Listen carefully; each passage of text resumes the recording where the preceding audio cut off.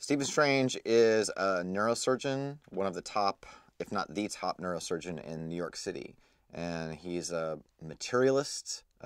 He's materialistic in terms of his values. He's a skeptic. And he's really just about living a selfish, narcissistic life. And then he gets into a car crash that mangles his hands, and that sends him on a journey looking for healing for his hands. And that journey ultimately leads him into a world of mysticism and magic.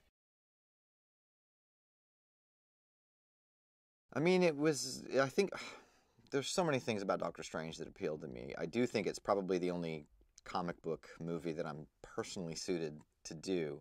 It's my favorite comic book and has been for a long time. And I grew up reading Marvel comics, and the uniqueness of Doctor Strange was the magic mysticism of it, the visual ambition of the other dimensions, the way they're represented in those early comics by Steve Ditko, and then in later iterations as well.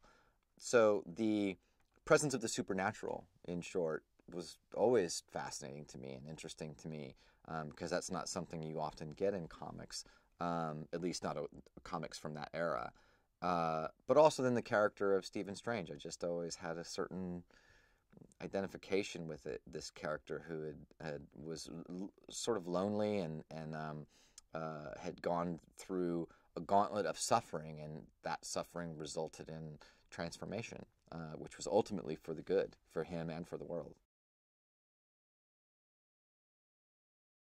I don't think there's anyone who could have done better in the role than Benedict, and it's for three reasons. Number one, his raw talent as an actor. There are very few actors that can give you as many interesting choices in any given scene as Benedict. He is a first-class actor all the way.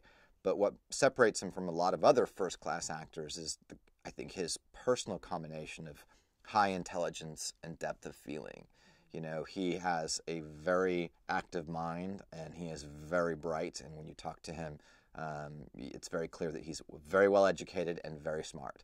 But he also has an incredible depth of feeling, and that's what enables him to have such a broad range of talent as an actor, and enables him to make such interesting choices. And Doctor Strange is a complex character. He is not simple.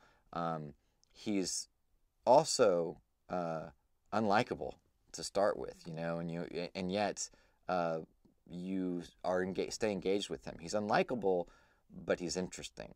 And Benedict is good at that kind of character. He can play a character that's not necessarily the most likable or most appealing character.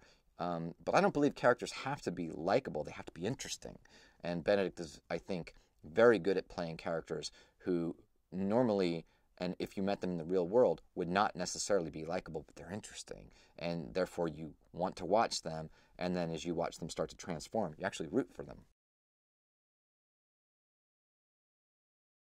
I mean, I hope that people get a strong sense of both the fresh and the familiar.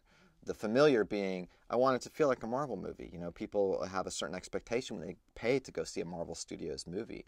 And I think this movie feels like a Marvel Studios movie. It's certainly a good origin story of a Marvel character. But I also want it to feel fresh and new. I think that audiences are ready for Marvel to do some unusual things.